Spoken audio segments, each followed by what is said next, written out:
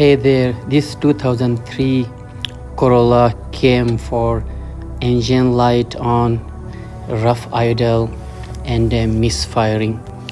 We checked the spark plugs and the coils, they are good.